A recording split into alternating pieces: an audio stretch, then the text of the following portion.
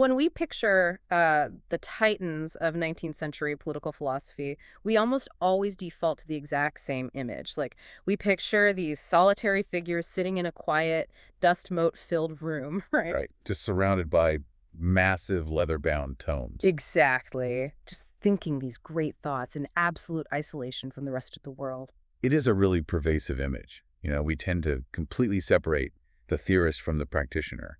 We imagine they simply write a book, drop it into the world, and then just watch from a balcony as history unfolds. Yeah, but then you open up volume 21 of the Marx Engels collected works, which covers this relatively short but incredibly intense period between November 1867 and mid-July 1870, and that quiet, dusty room just completely shatters. It really does. It's a totally different vibe. Suddenly, we're looking at the archival blueprints of what is essentially a 19th century global startup. I mean, we're seeing intense internal drama, rapid international expansion, crisis management, massive strategic pivots. Yeah, it's very hands-on, very Yeah. gritty. And we have an incredible stack of sources for today's deep dive. We're talking administrative documents, official reports, deeply personal letters, and historical prefaces from this era. And our mission today is to explore how two foundational political theorists actually transition from writing that abstract economic philosophy, right? Yeah. Moving into managing the incredibly messy, real-world logistics of a budding international political movement. Right. Now, before we dive into the mechanics of this era, let's set some ground rules for this investigation, because we are looking at the foundational figures of ideologies that have intensely polarized the world, right? Oh, fiercely debated Right. by both the historical left and the right. Exactly. So because these sources contain highly politically charged content, we want to make it super clear that we're absolutely not taking any sides today. No, not at all. Our sole goal is to impartially report on the contents provided. We're just acting as your historical guides to help you understand the ideas and the contexts contained only within the original source material. Like, we are not endorsing any of the viewpoints. We are essentially doing an anatomical study of a historical movement. Exactly. The value of this specific volume lies entirely in that anatomical view. Yeah. They were actively testing their theories against the actual friction of reality. Okay, let's unpack this. Because looking at the sheer volume of administrative paperwork they were churning out for the First International, which was officially the International Working Men's Association, it's just staggering. It really is a mountain of paper. And these are not grand philosophical treatises. We are looking at documents with incredibly dry bureaucratic titles, like the position of the International on Prussian protectionist tariffs. Right. Quite the page turner. Yeah, or resolution on changing the place of the International's Congress in 1868. I want to start with that Prussian tariff document, actually. Why on earth is an international workers' organization in London drafting policy positions on Prussian trade laws? Well, to understand that, you have to look at how trade policy directly impacted the daily survival of the 19th century worker. In Prussia at this time, political power was heavily concentrated in the hands of the Junkers. The wealthy, aristocratic landowning class. Obviously. And they were pushing for protectionist tariffs on agricultural imports. So if you put a heavy tax on grain coming into the country, you artificially inflate the price of domestic grain. Which I'm assuming is incredibly profitable for the junker who owns massive wheat fields. It's a gold mine for them. Because they can just charge whatever they want without facing cheaper foreign competition. Exactly, the mechanism. But for the urban worker in Berlin, or really any of the industrial regions, an inflated grain price means the cost of basic bread skyrockets. Oh, so it hits them right at the dinner table. Exactly. The International had to take a position on this because it demonstrated how state policy was being weaponized by one class against another. Marx and Engels were trying to show this emerging German labor movement that a seemingly abstract debate over trade tariffs in Parliament was actually a direct attack on their survival. They had to teach the workers to read the political landscape in terms of their own material interests. Like, don't get swept up in the nationalist rhetoric about, protecting Prussian agriculture. Right, because that rhetoric was just a smokescreen for wealth transfer. So they are doing real-time political education, but at the same time, they were dealing with just insane internal organizational chaos. There is a document in here addressing, and I love this title, Felix Piat's provocative behavior. Piat, he's a classic case. Who is Felix Piat, and what did he do that required a formal resolution from the General Council? Like, what kind of drama are we talking about here? Well, Felix Piat is a classic archetype in any radical political movement. He was a French political exile living in London, a journalist, a playwright, and he was known for incredibly fiery, inflammatory rhetoric. A bit of a showman, then. Very much so. The problem was, Piet had a habit of drafting these highly provocative manifestos, sometimes hinting at assassinations of European monarchs or calling for immediate, uncoordinated, violent uprisings. Yikes. Right, and he would publish them in a way that made it look like they were official declarations of the International Working Men's Association. Oh, wow. So he's essentially a rogue actor trying to hijack the brand of the organization to make himself look more powerful. Exactly. What's fascinating here is the sheer diplomatic load this put on the General Council, because the danger was very real. If a French radical in London publishes a manifesto calling for the overthrow of Napoleon III and signs it under the guise of the international way. The police in Paris don't go after Piet in London. Exactly. They raid the homes of the local trade unionists in Paris who are actually affiliated with the International.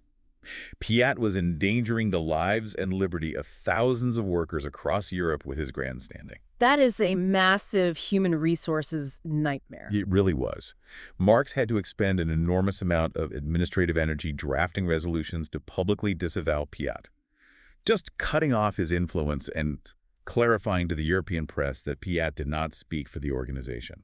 Which brings up a logistical question that I've been struggling with while reading these sources. Managing this organization sounds like trying to run a decentralized, multinational tech company before the invention of the internet, or even commercial flight. That's a really good way to think about it. Like, you've got this massive orchestra, and the brass section in Paris is playing a completely different song and occasionally throwing their instruments at the audience, like Piet, while the conductors in London are trying to keep the tempo using only handwritten letters delivered by steamships. The communication lag must have been paralyzing. It was a massive hurdle. The infrastructure of the era completely defined the strategy. There was no instant communication that could reach the masses. I mean, telegraphs existed, right? They did, but they were prohibitively expensive and heavily monitored by state authorities. So they relied on international mail, which meant days or weeks of delay. Wow. So by the time London hears about a crisis, it's already old news. Exactly. If a crisis broke out on the continent, the General Council wouldn't know until a letter arrived. Then they have to debate it, draft a response, translate it into multiple languages, print it, and smuggle the copies back across the borders. By then, the situation on the ground had often completely changed. I see that dynamic playing out in their crisis response documents. There's one addressing the lockout of the building trades at Geneva in the spring of 1868. Walk me through the mechanics of that. I mean, a strike breaks out, but this is a lockout. How did the International actually intervene from hundreds of miles away? The Geneva building trades dispute is actually a perfect example of why the International was founded in the first place. The workers in Geneva organized and demanded better wages and a reduction in working hours. Pretty standard demands. Right.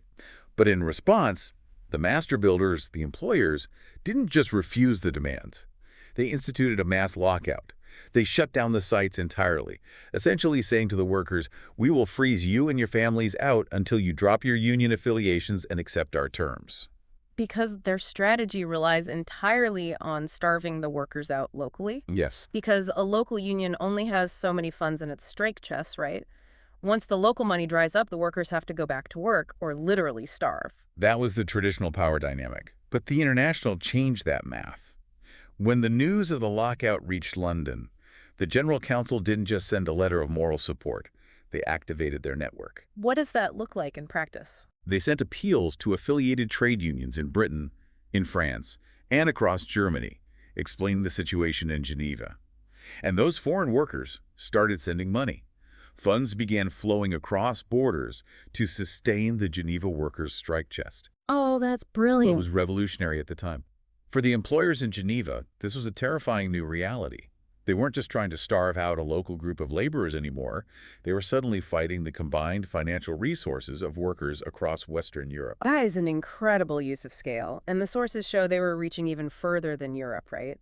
There is an address to the National Labor Union of the United States. This is right after the American Civil War, correct? Yes, this address was sent in 1869 to the National Labor Union, which was one of the first national labor federations in the U.S., led by William H. Silvis. I imagine they were watching America pretty closely after the abolition of slavery. Incredibly closely. Yeah. Marx viewed the abolition of chattel slavery in the American South as the absolute, non-negotiable prerequisite for any genuine labor movement in the United States.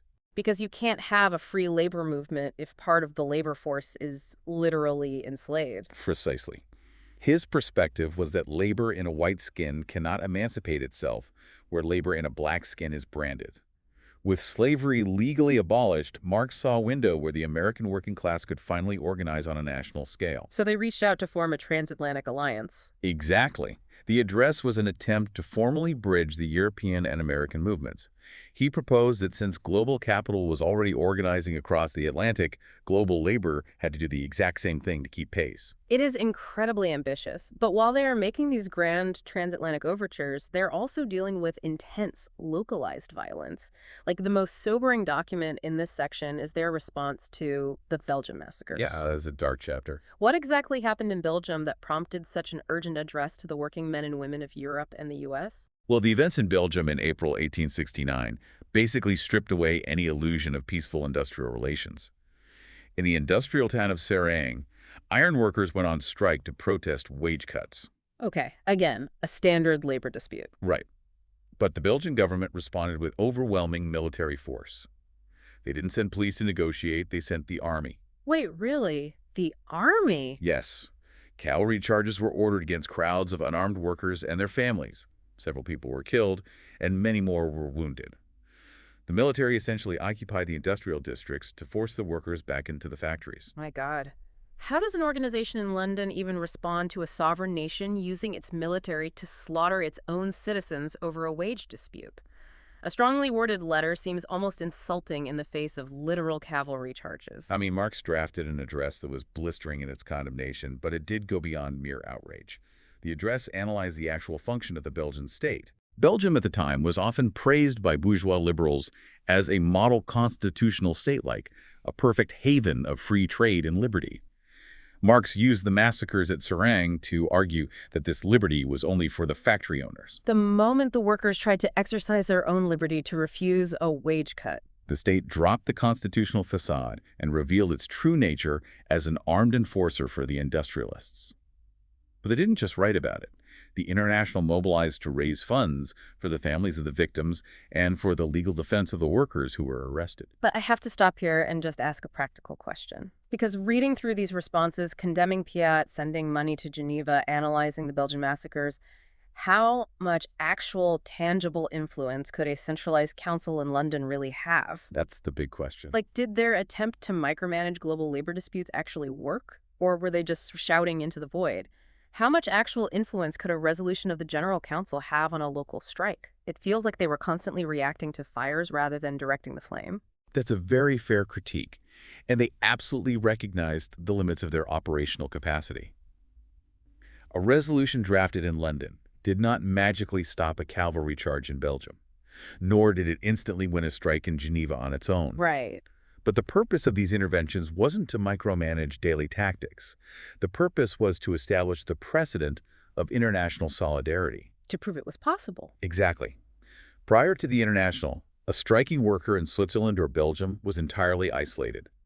When the International intervened, even if only with a few £100 sterling and a printed manifesto of support, it sent a psychological shockwave. So it changes the psychological landscape of the fight. It broke the isolation. It proved to the workers that a global network of mutual support was not just some utopian dream, but a practical possibility. That makes sense. However, the immense difficulty of executing this vision and the brutal reality of state violence like they saw in Belgium forced a massive strategic reckoning within the movement. Because they realized they couldn't just rely on the factory workers. Right. Marx and Engels realized that relying solely on the urban factory worker, the industrial proletariat, was simply not going to be enough to achieve their global ambitions or to withstand the armed power of the state. Which brings us to one of the most fascinating pivots in the source material.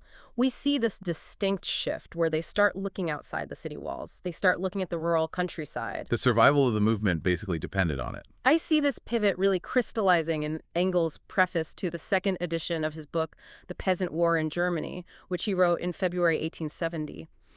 The historical context here is crucial. The outline notes this was explicitly written to help the newly formed German Social Democratic Workers' Party. Yes, the timing there is key. Now, Early socialist theory always seemed hyper-focused on the factory worker, right? Yeah. The smokestacks, the assembly lines, the urban poor. Why is Engels suddenly writing a historical study about peasants for a brand new political party in 1870? To understand the preface to the Peasant War, you really have to understand the trauma of 1848. The wave of revolutions. It's exactly. The revolutions of 1848 swept across Europe, Paris, Berlin, Vienna, and they were largely driven by the urban working class, demanding democratic rights and economic reforms. But they failed. Almost universally, those revolutions were crushed. And what Engels concluded was that they were crushed largely because the conservative, monarchical forces were able to mobilize the rural peasantry against the urban workers. Wait, so the people in the countryside actually marched into the cities to put down the rebellions of the factory workers? In many cases, yes. Hmm. The rural populations, who were deeply traditional and heavily influenced by the church and the landowning aristocracy, viewed the urban uprisings with immense suspicion. They saw the city workers as dangerous radicals. Exactly. So the Right. state used the peasantry as the rank-and-file soldiers of the counter-revolution. Engels spent years analyzing this failure, and the conclusion he drew was absolute. Any urban revolution in Europe that did not secure an alliance with the rural masses was doomed. Because they'd just be surrounded and starved out by conservative rural forces. Exactly. The working class alone was simply too geographically isolated. If we connect this to the bigger picture, this realization fundamentally changed political strategy in Europe. It paved the way for mass political parties. Okay, so the logic makes complete sense. We need the farmers on our side so they don't join the army and shoot us. But here's the thing that really stands out to me in the sources. Engels explicitly warns this new German party against viewing the peasants as a uniform mass. Yes, that is crucial. He basically says, do not just go into the countryside and talk to the peasantry as if they are one giant monolith. Then that is a brilliant sociological breakthrough for the time. Mm-hmm. Before this, urban intellectuals tended to view everyone outside the city limits as just, the country folk. A single, undifferentiated block of backwardness. Right, just a bunch of people with pitchforks. Exactly. Engels shatters that illusion.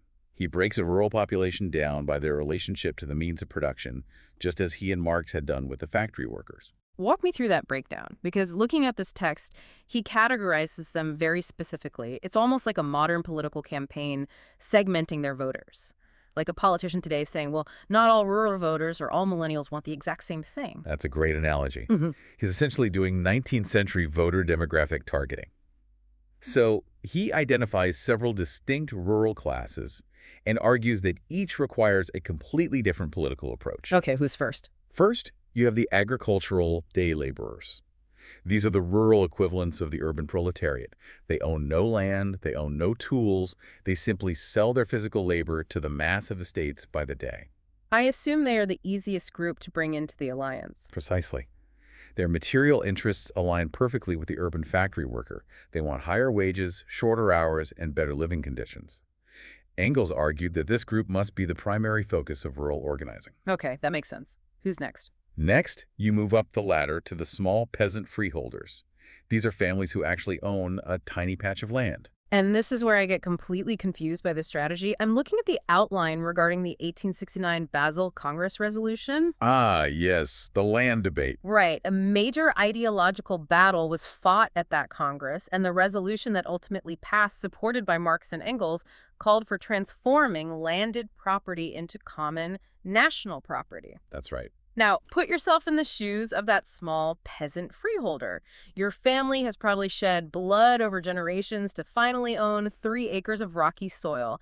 It is your entire identity, your livelihood, and your safety net. Absolutely. And then a political organizer from the city shows up and says, hey, join our alliance. Our ultimate goal is to abolish private property and turn your farm into common national property. I mean, isn't that an inherently contradictory alliance? Yeah. I would chase that organizer off my land with a pitchfork. You wouldn't be the only one. That is the exact contradiction that threatened to tear the International apart.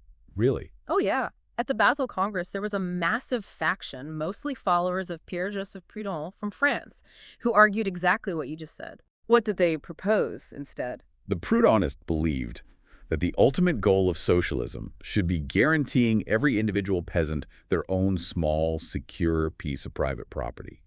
They argued that collectivism would alienate the rural masses forever. I mean, it seems like the Proudhonists had a much easier sales pitch. It was an easier sales pitch, without a doubt. Hmm. But Marx and Engels argued it was an economic fantasy. Why? Because the reality of capitalism in the late 19th century was that the small peasant freeholder was already losing their land. Engels pointed out that you don't have to tell the peasant you're going to take their farm. You have to show them that the current system is already doing it. How so? Like through debt? Exactly, through the mechanisms of finance in the state. The small freeholder might legally hold the deed to the land, but who actually reaps the profit? The banks. The mortgage banks, the users charging exorbitant interest rates for seed and equipment, and the state levying crushing taxes. The peasant was working 18 hours a day just to pay interest to a bank in the city. Oh, wow. So they were basically renting their own land from the bank. Right. Marx and Engels argued that the private property of the small peasant was becoming an illusion. They were essentially tenant farmers on their own land, paying rent to the financial sector. That is a fascinating rhetorical shift. They aren't saying, we will take your land for the collective. They are saying, the bank already owns your land, and we are going to liberate you from the bank. Exactly. The argument was that only by transforming the massive aristocratic estates into common property, and by socializing the credit and banking systems, could the small peasant actually be freed from the constant threat of foreclosure and ruin. So they're building a bridge between the factory floor and the farm. Finding common enemies.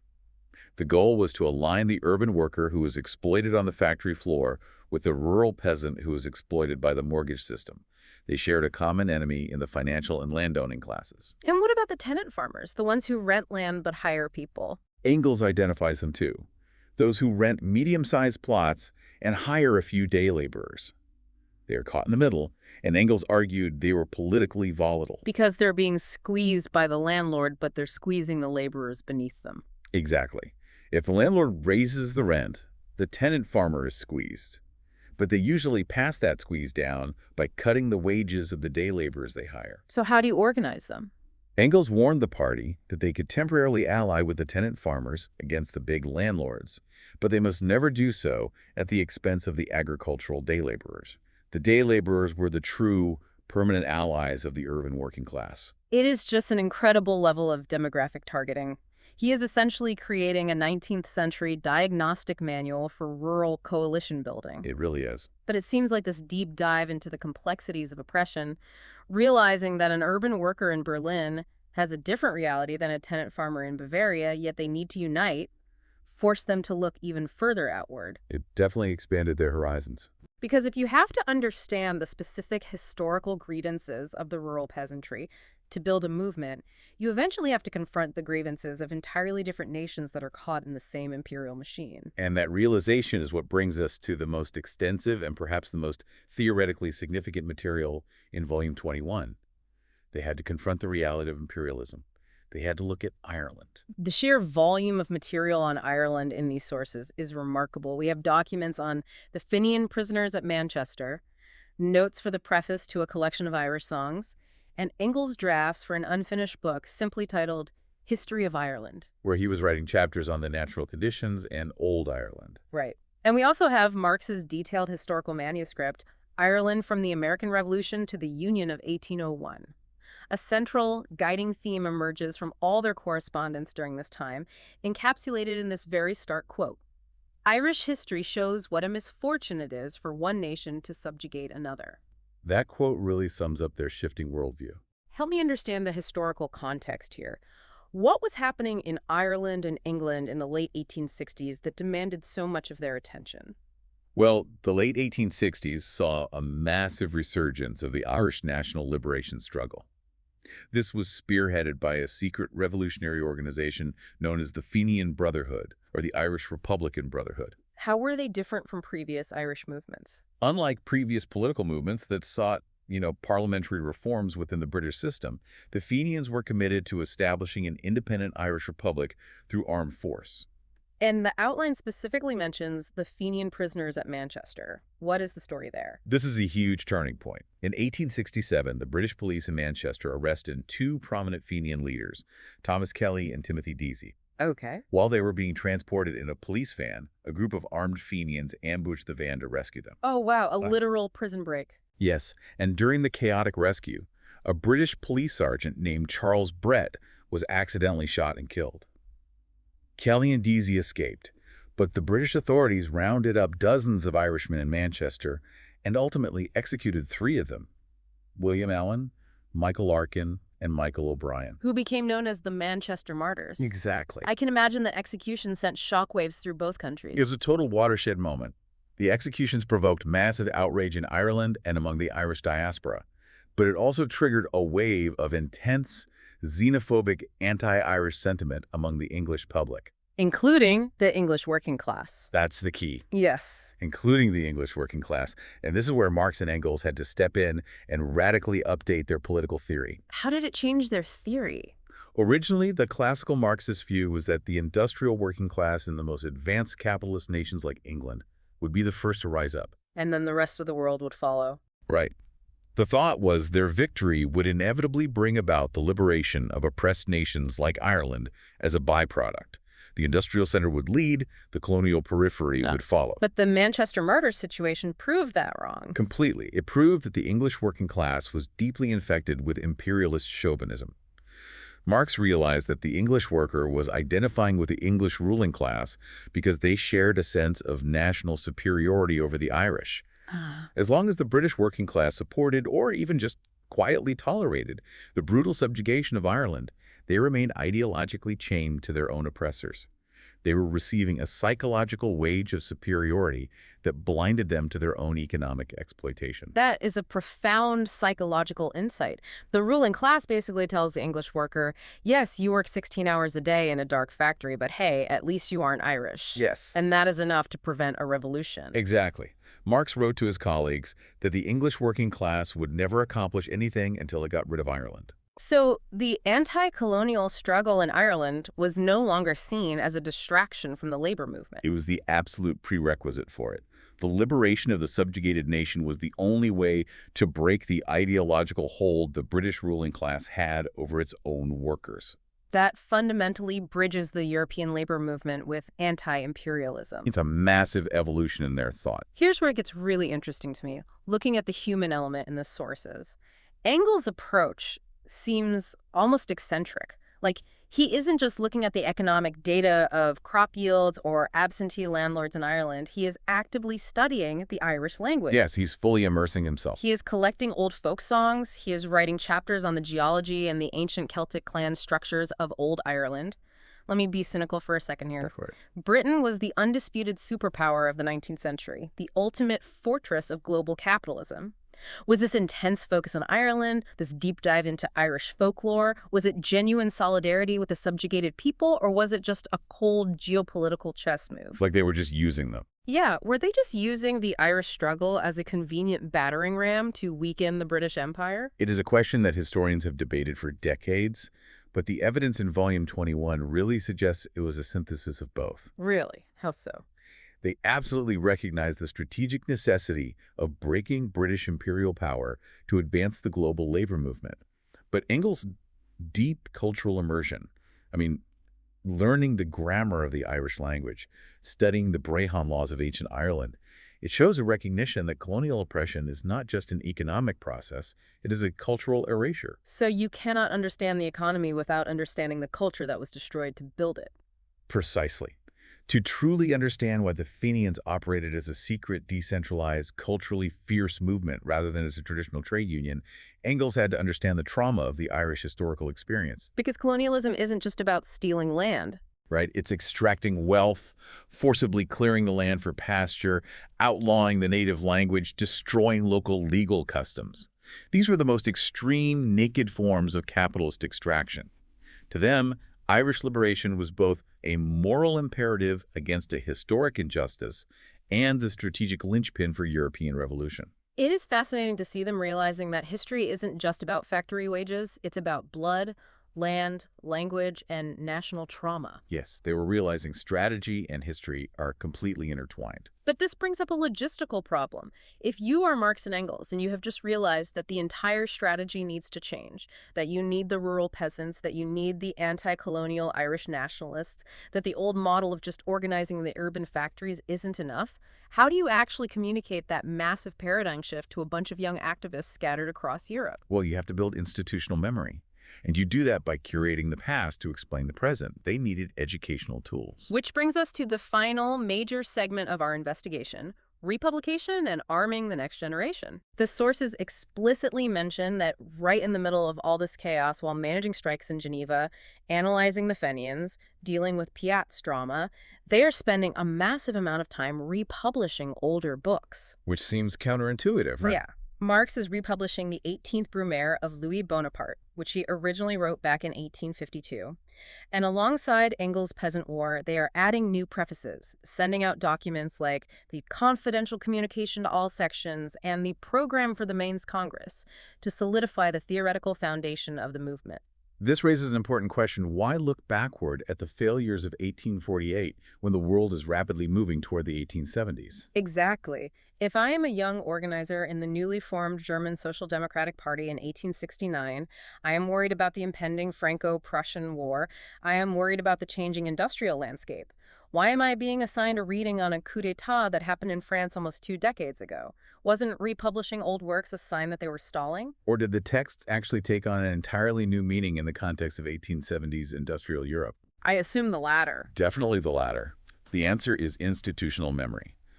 The state mechanisms of repression rarely invent new tricks. They just recycle the old ones. The newly formed German party was young. The new generation of activists had not lived through the crushing defeats of 1848 as politically mature adults. They hadn't seen it with their own eyes. Right. They had not personally witnessed how a seemingly democratic republic can be systematically dismantled from the inside. And that is what the 18th Brumaire is about. Yes. The book is a forensic dissection of how Louis-Napoleon Bonaparte, the nephew of Napoleon, was elected president of the French Republic in 1848, and over the course of 3 years, manipulated class divisions, utilized the conservative peasantry, and leveraged the state bureaucracy to launch a coup and crown himself emperor. And why publish it in 1869? Because Louis Napoleon was still in power as Emperor Napoleon III in France, and Otto von Bismarck was utilizing very similar authoritarian tactics to consolidate power in Germany. Okay, I see. It's like a sports team watching game tape of a devastating loss from 20 years ago before going into a championship match. You aren't studying the collapse to dwell on the past. You are studying the exact anatomy of the defeat to ensure you don't repeat the exact same errors. That is a perfect analogy. Marx and Engels knew that as the socialist movement grew, the European states would eventually strike back, just as they had in 1848 and 1851. They needed to prepare them for the counterattack. Exactly. They needed the new activists to understand exactly how the bourgeoisie will gladly abandon democratic ideals and ally with an authoritarian dictator the moment their private property is threatened by the working class. They needed the activists to recognize how the state bureaucracy and the military can be turned against the people. So they're essentially providing a diagnostic manual for recognizing historical patterns. Yes. By circulating the confidential communication and the program for the Mainz Congress, alongside these republished texts, they were actively building a theoretical curriculum. It wasn't a retreat into the past. It was a realization that theory without historical context is blind. Because reading about the failure of rural and urban alliances in 1848 is infinitely more valuable in 1870 when you are actively trying to construct a new rural and urban alliance. Precisely. They were curating their own historical works to serve as a weapon for the present moment. They were training a new generation. So what does this all mean? When we step back and look at the whole of Volume 21, from late 1867 to mid-1870, the image of the isolated philosopher is completely obliterated. No, completely. It's a myth. We see them dealing with the gritty, practical side of things, the administrative exhaustion of holding a decentralized, multinational organization together by the skin of their teeth. We see them pivoting their entire strategy to include a highly nuanced view of the peasantry. And we watch them grapple with the brutal realities of imperialism, throwing their weight behind the Irish national liberation struggle. Right. And finally, we see them curating their own historical works to frantically train a new generation of political activists before the next major European crisis erupts. It really is a portrait of constant adaptation. The genius of their work during this specific window wasn't just in the formulation of abstract concepts. It was in how they applied them. Exactly. It was their willingness to adjust those concepts when they collided with the complex material realities unfolding on the ground in Geneva, in Belgium, in Ireland, and in Germany. And that reality connects directly back to you, the listener. Because whether you are building a business, managing a community project, or just trying to navigate the modern information overload we all live in, the core lesson from this stack of 19th century archives is the importance of adaptability. You can't just stick to the script if the script isn't working. Right. It's about realizing that your audience or your allies are never a uniform mass, and that true influence requires understanding the deep historical context of the people you are trying to reach. You can't just sit in a quiet room and theorize. You have to step into the messy, contradictory reality of the world. Which leaves us with a final historical thought to mull over on your own. Hmm. We saw how Engels meticulously mapped out the different layers of the 19th century peasantry, specifically to avoid the trap of the uniform mass. The day laborers, the freeholders, the tenants. Right. So if a political or social movement today were to map out our modern non-uniform masses, exactly as Engels mapped out the peasantry, who would be the unexpected allies? And more importantly, what deep-seated internal divides would they need to bridge to actually change the status quo? A brilliant and challenging question to end on, because as we saw today, the historical blueprints of that 19th century global movement are still highly relevant to understanding our modern world. Thank you for joining us on this deep dive, and we encourage you to keep questioning the historical blueprints of the world around you.